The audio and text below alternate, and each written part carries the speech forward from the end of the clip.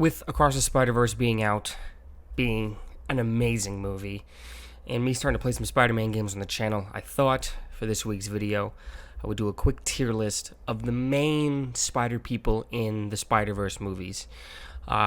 This is not every Spider person that showed up in any capacity. It's just the main ones that had impact on the story itself or the plot, or just were shown enough times for me to feel like they warrant being in this list.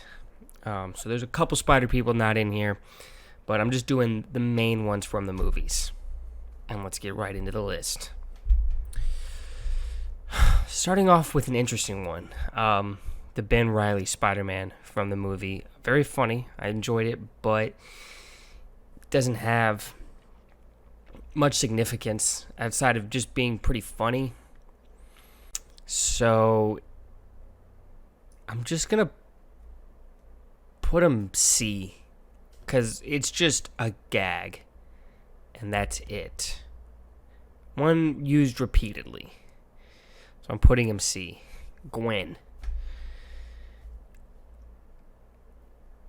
These Spider-Verse movies, mostly Miles Morales' story, but she's almost as pivotal and important as he is. Not quite, but she's definitely S. Don't worry, she's definitely S.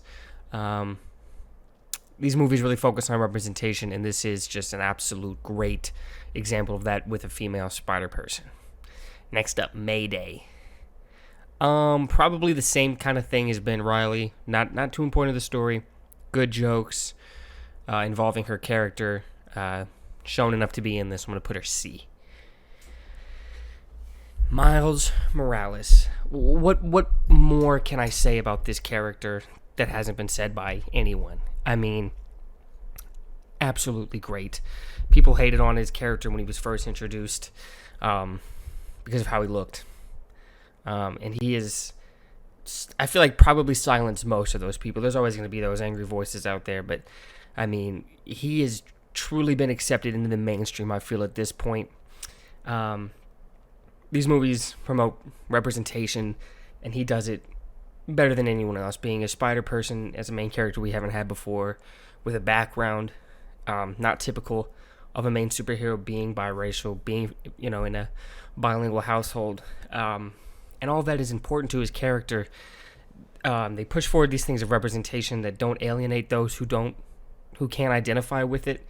I'm of one race, neither of his races, and I still relate very heavily to the character.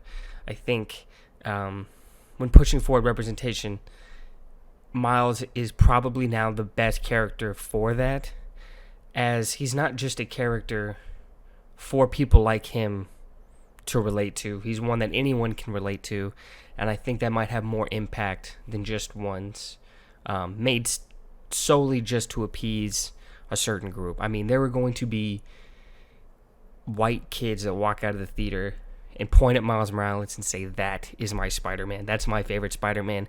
And I think that might have a huge impact in the future. At least I hope it does. I mean, and it's because he's a great character. He's an S-tier character. Spider-Man is all about relatability. That's why they make him go through struggles, because people go through struggles. But Peter almost goes through too much of struggles. No parents already, then loses his uncle. A lot of times now he's losing his aunt, loses loved ones repeatedly.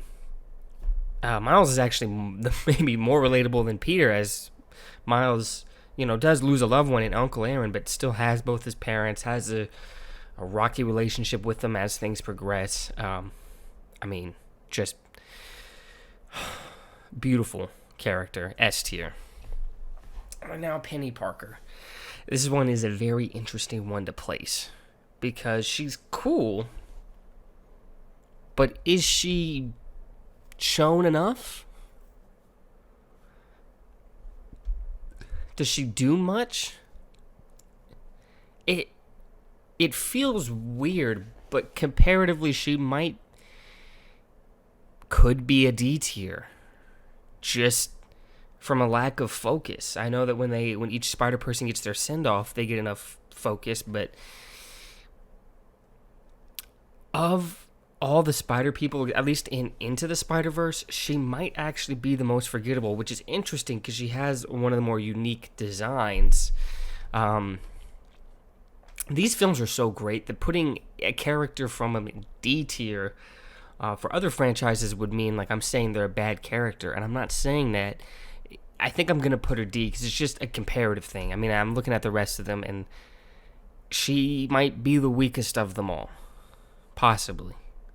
But I'm gonna put her D. Blonde Parker. Very interesting because he actually does have a pretty significant impact in the story with Miles. And there's some subtle things about like what Miles does at the end of the movie. He's actually mimicking a move that this Peter did in the beginning of the movie. Very important into his speech to Miles. So I'm going to put him B, maybe just on impact. And he was pretty cool when he was on screen. But I'm going to put him B. And now his closest counterpart, Peter B. Parker. One of the best representations of Peter maybe ever. I mean, this is a Peter that's been through absolutely everything, but keeps going forward. Maybe begrudgingly, but he senses the responsibility he has, and he keeps going forward.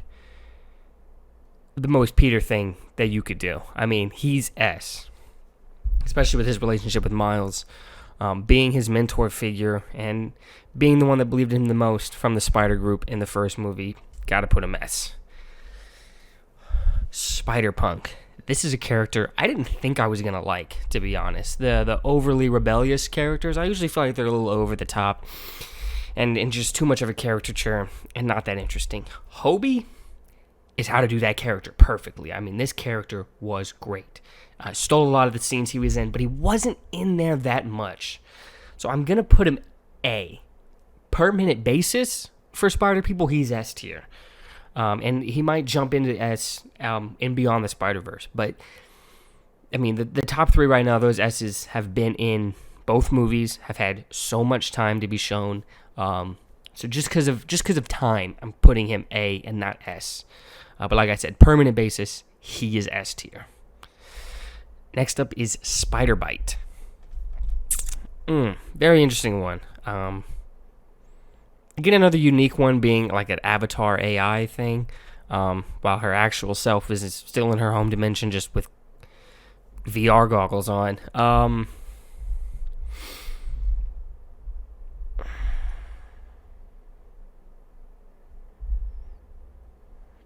I'll put her B because she was cool, unique design.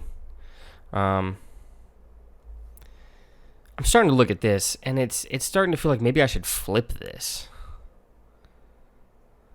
What do you guys think? I'm very torn here because it's like, is it just recency bias I have them ahead of her? It might be.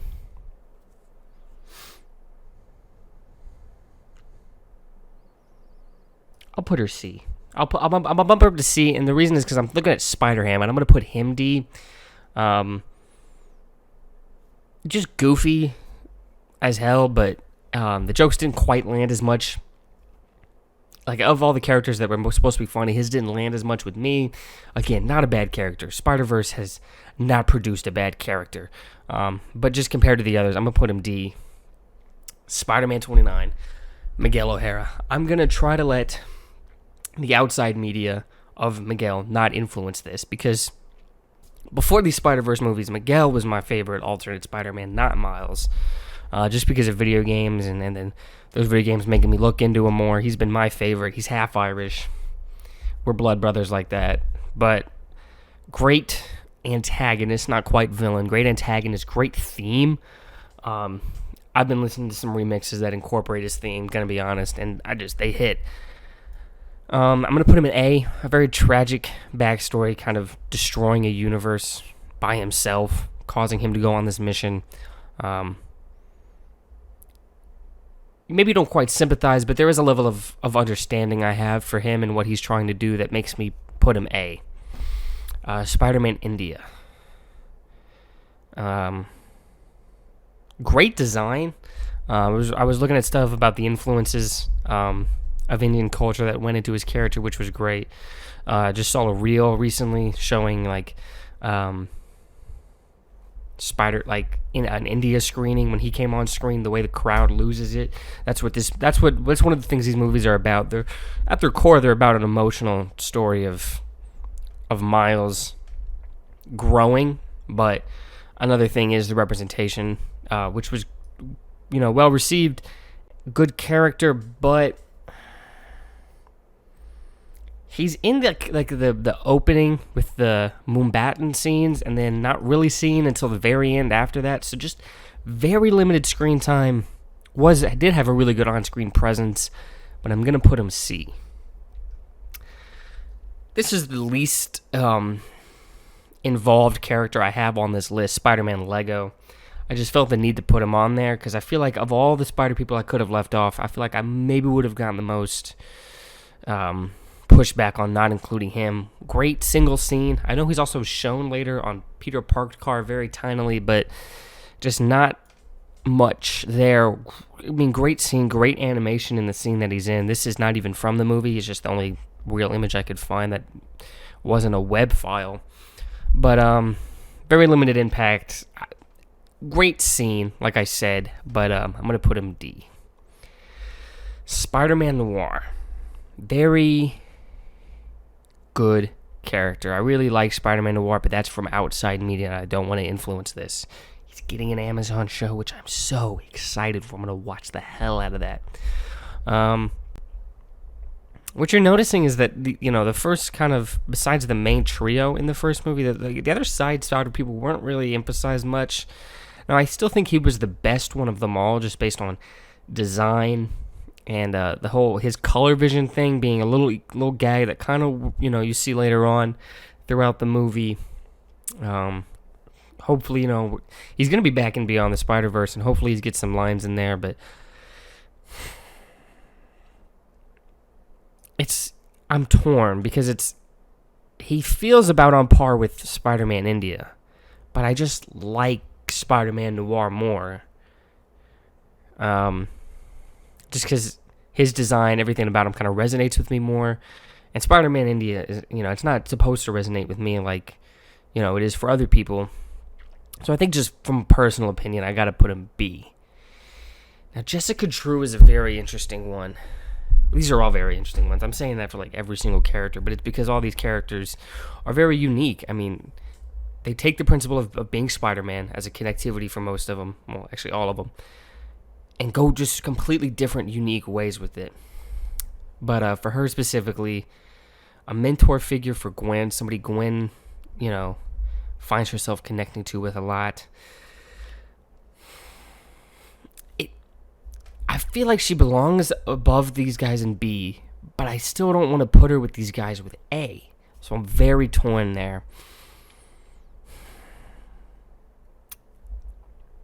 I'm going to guess that in Beyond the Spider-Verse, she might be one to help reason Miguel. Because it seems like she's starting to come over to the Miles team side. But maybe it helps Miguel come over to that side as well. But that's just me looking forward. I think right now, being a Spider-Person while pregnant is crazy. That's insane. I got to get some bonus points for that. But does it put her quite into A? I don't feel comfortable putting her next to these ones because these ones are just outstanding. But hey, like I said, all these characters are great. This is my tier list. I could have a whole bunch more, but they have such minor roles that they would just go into like D, maybe C at best for some of those minor roles.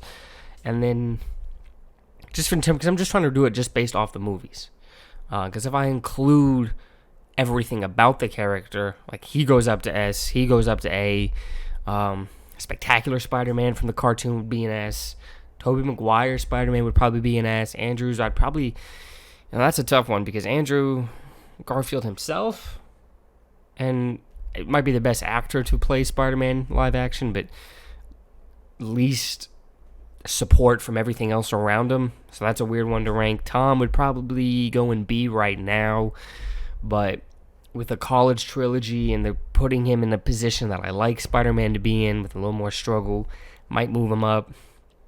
But just based on the Spider-Verse movies, this is where I have all these characters. Please comment below where you would have them, who you think I should have included in this list that I didn't. Tell me what you agree with the most and what you disagree with the most. I want to hear that. Thank you for watching. Got more videos coming up, got more streams coming up. Just subscribe to see it all. Keep gaming.